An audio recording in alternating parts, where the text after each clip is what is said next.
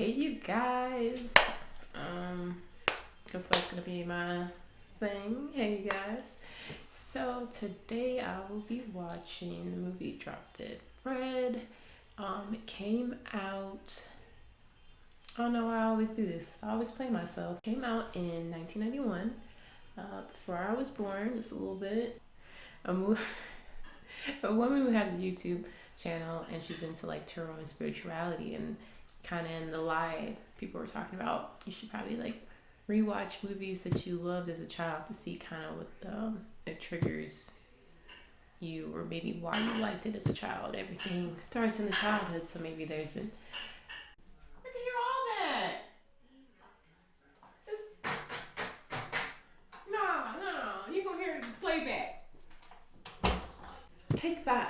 Today I'll be watching Drop Dead Fred, which is a movie about a young woman who's attempting to find her place in the world. And she's battling with her controlling mother and a womanizing husband. And she finds comfort in her childhood imaginary friend. And originally I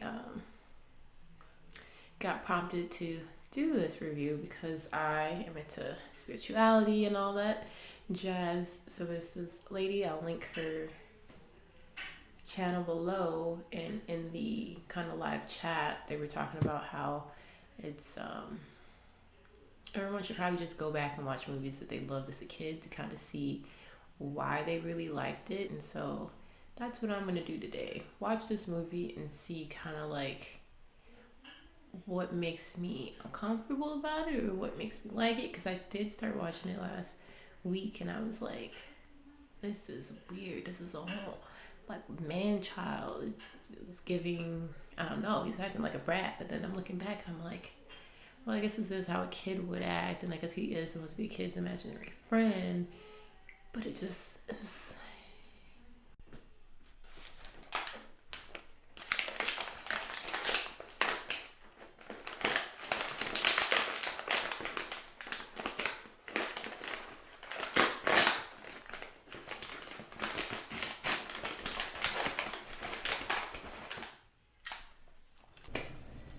Alright, so we start off the movie with Lizzie. I believe her name is Elizabeth. Little kid, can't be no more than like 7. And she's getting read a story time by her mother. And she's like, she asks her mom, so like, do they end up happily ever after? The princess and the king or whoever? And the mom's reply, which tells you a lot about how the mom's gonna be, is yeah, of course he did. The king didn't run away because she was such a good girl. So that kind of gives you an idea of how Lizzie character is in here. She's kind of a people pleaser, doesn't really have a backbone, and does things for other people. And then it skips forward 21 years later, and we see she's talking herself up to talk to her husband, ex-husband, whoever he is. Probably wasn't even her husband, because he seems like he's pretty much for the streets so far. So he's like, she's trying to talk to him and be like, oh yeah, we can work it out. He's like, no, you did the right thing. One of them, it's not you, it's me kind of deals. But she's like, huh? I didn't even really break it off all the way. He's like, no, it's fine. It's always me. And I'm going to go run off with this other lady. In the course of one day, she then lost her husband, her car, her job, because she worked as like a court transcriber, whatever. And then when she's leaving now, it's looking like she's heading home, somebody brings up how she used to have a childhood imaginary friend called Fred. So there's like a whole montage of her and Fred just doing, I don't think it's normal childhood stuff. Maybe that's why I'm not so like, I never watched this movie growing up, but I guess other people have. But so far, I'm like, this dude is a criminal. They didn't threw paint. This is all in her flashback of her childhood. And she's laughing as she's like reminiscing. They threw paint on some old lady, like a lot of paint. They did shave the middle of a cat, like shaved. And I'm like, this is a whole criminal. Like, kind of jokey is this? I don't recall having an imaginary friend, but if I did, I feel like we would just, I don't know, let's steal some cookies from our house. I don't know, let's stay up past 12. Like, minor kitty type stuff. This dude is a criminal. I'm sorry. Whoever giving out imaginary friends that's like this, like at the, I don't know if it's an imaginary friend company, imaginary friend headquarters. This man is a criminal. It just, maybe because I've never been like, well, I am pretty goofy, but this is a bit extreme. But I can't, kids are something else. But throwing paint on somebody and shaving a cat? Well, I guess kids do some crazy stuff. Not on my watch. Alright, so pausing again because now I'm seeing why the imaginary friend is so extreme. Because the mom, she's very extreme. She's very controlling.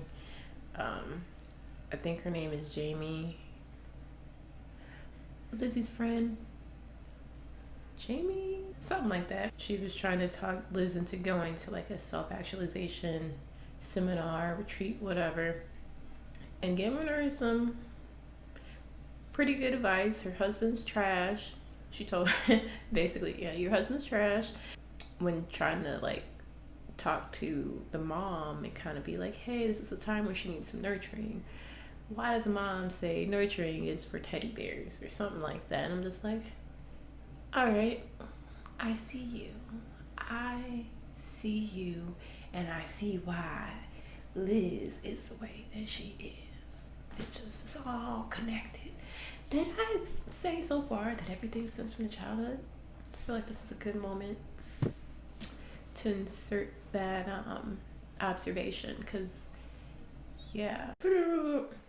So they introduced Fred in the most serial killer-y fashion I could think of. One of those crank boxes, and he popped out of it. Like, it was creepy to me, but I'm creeped out by a lot of things. And so he pops out running amok. He done got poop on the mom's carpet. He done almost tried to spill some ink on it.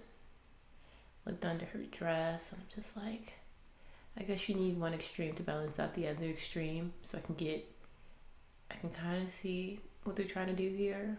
But I'm just like, this dude is a mess. He is a whole criminal. But then, you know how I said you need balance? So the mom, they're talking and she's like, well, this is why your husband left you. I'm like, oh, what kind of mother is this? Like, it's just crazy. But point of, I guess, the whole reason of Fred coming back is because Liz feels alone, and then Fred, her imaginary friend, can only go home once she's happy. She thinks she'll be happy once she gets her husband back.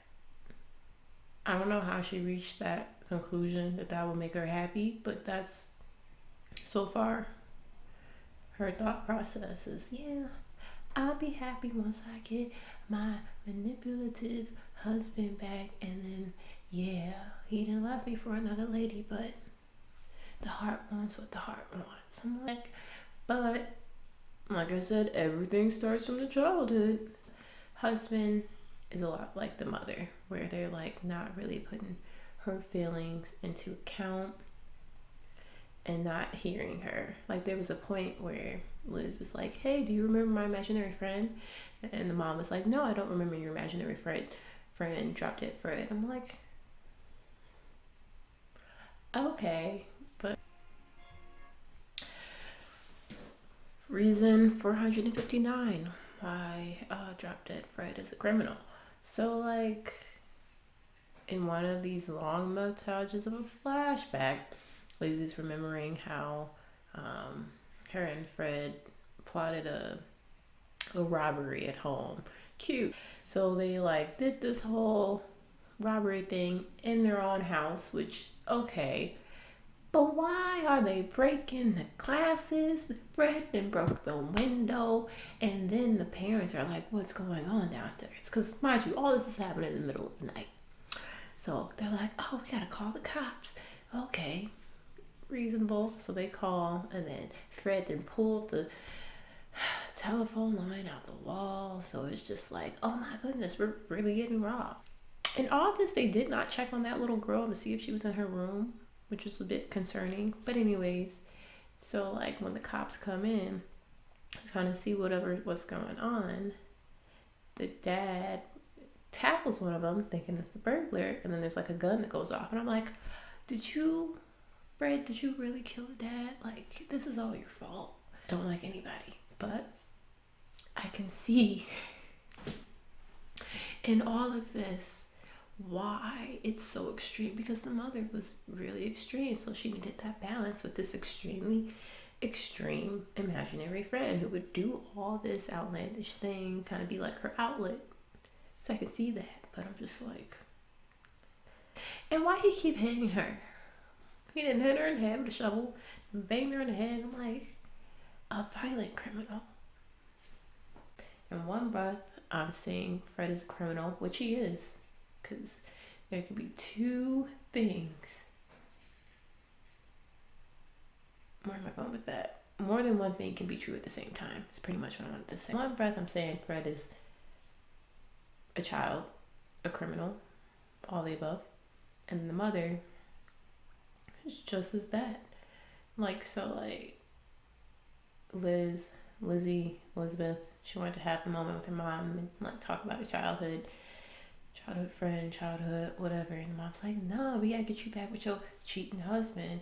So I'm the only person that can do that for you. So let's chop, cheerio.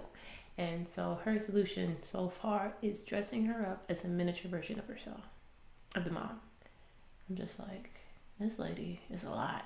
And it's like, this stuff actually happens. There are people like this that don't give people the space to grow, give their kids the space to grow. And this is really touching on it. And it's like you see the effects of it. Like you see how she chose her husband, which is pretty similar to her mom. But she needed that opposing opposite side of it, which is her friend dropped it. Fred, who is extremely childish, extremely over the top. Can't say serial killer because he hasn't actually killed anyone, but the way that he is on that boat, okay? So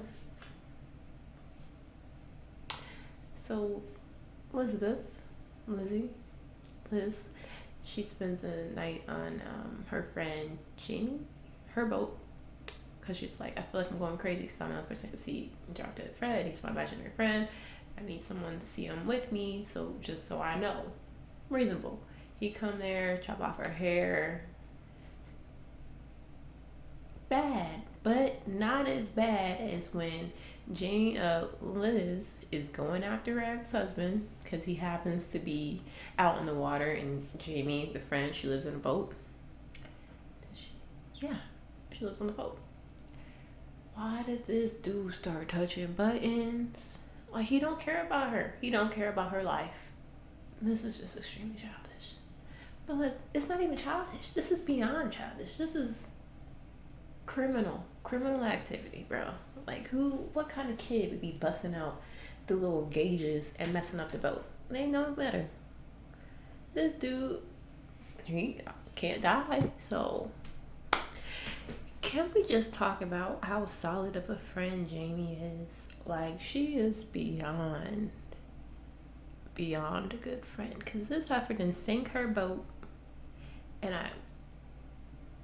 she believes her that she has an imaginary friend. And the fact that she sank her boat and she wasn't like, heifer, if you don't disappear from in front of me.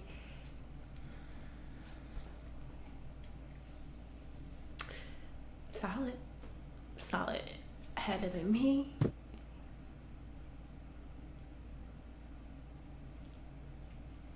girl, you better leave. You better leave me alone. Leave me alone. Give me my money. but leave me alone. I need a day. But it was like immediately. She was like, okay. And I'm like, I need months. I need time to like process. Because that was her house. Her house was the boat. And I'm just like, this dude is wildin'. Bro, like, come on, Fred.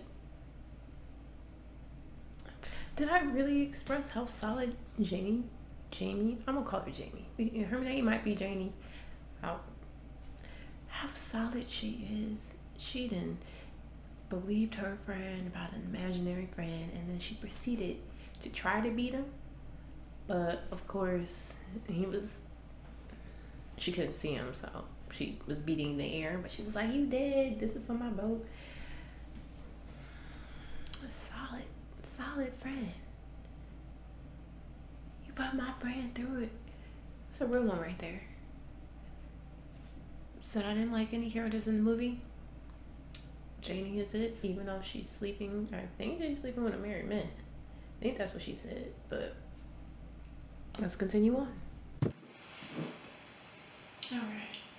I'm like an hour in. And yeah, Drop Dead Fred isn't this major bad guy. Don't want to get all sentimental on it, but her mom was pretty crappy. There was a part, this is supposed to be like a comedy, where her mom takes her to a doctor when she's an adult, present day, takes her to the doctor so she can give her some pills so she can not use a piece of her brain that activates that imaginary friend portion.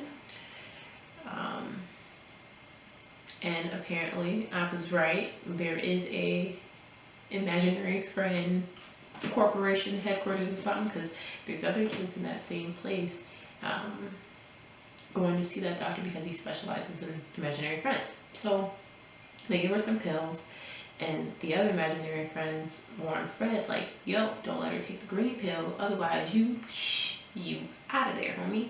And he's like, no, I'll be fine, but he knows they were being fiddler with him. And so I go back home, and he's trying to reminisce with her on why he's around and stuff like that. So like when they first introduced him, now I'm understanding he popped out that box because the mom taped it closed, because in the flashbacks when she was a kid, they were cooking, made a mess of the house, and there was a point in that flashback when the mom was like, I'm starting to think I don't love you as much as I used to. And I'm like, it's a child. And to think that this is stuff that actually happened, so this was her coping mechanism. I be having reviews where I'm crying. It's just so sad that this happens to people where they have to create this escapism. Am I even recording? I think I am. We'll continue.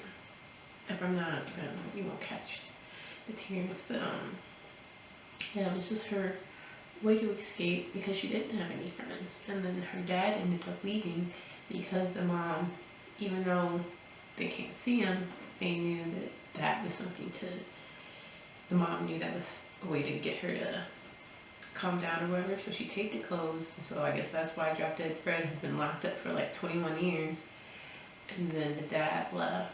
I don't know if he left on that day, but we know that the dad left the mother. And I'm just like, so sad. So she kind of just lost her form of escapism and then became this like shell of a person. Parent, there's been like things that happen in your childhood that just about everybody takes into their adult house, into their adult life, and it's up to us to kind of work on those things. Otherwise, we will keep the things and accept the type of things that we accept as a child.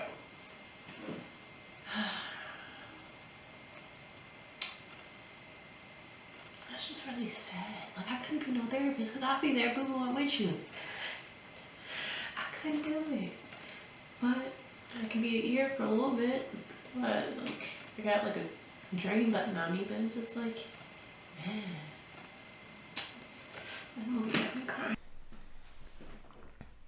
All right, so after we have that moment where we come to realize that that really was her only way of escaping her mother's terrible treatment. I don't know how else the terrible treatment.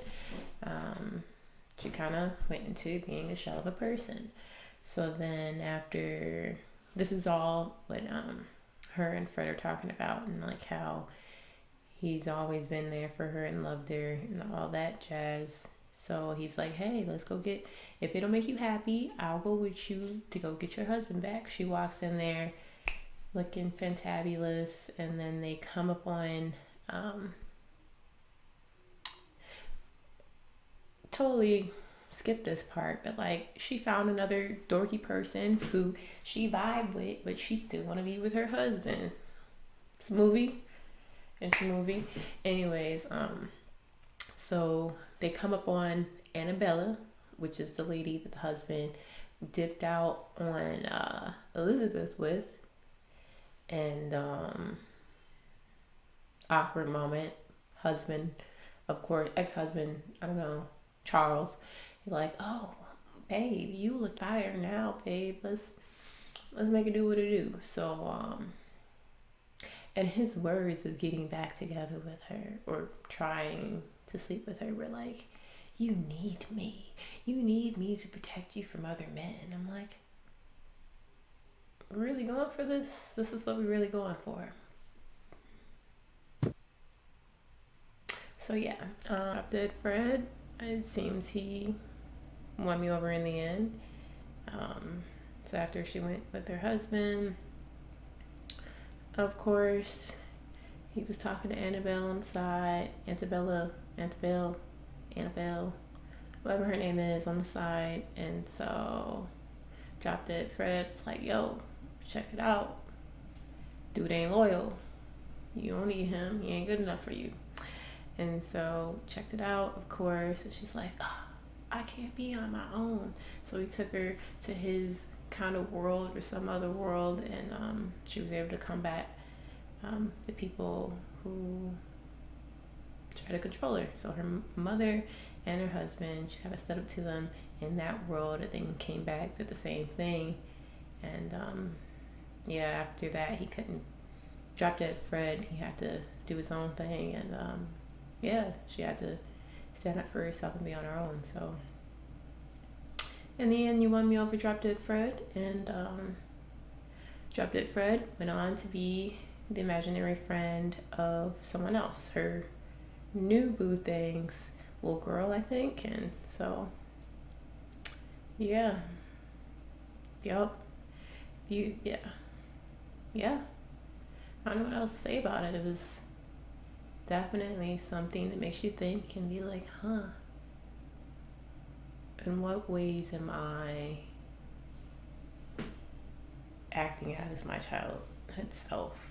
Or wasn't given the opportunity to process these things. It's just, I find it interesting. So, I don't know what else to say.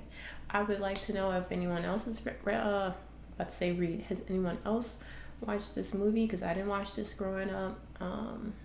If you did, I'd like to know your views on things, as well as if you like to watch my monotone videos and my blank stare videos. Let me know. And yeah, peace. Thank you for watching. Later.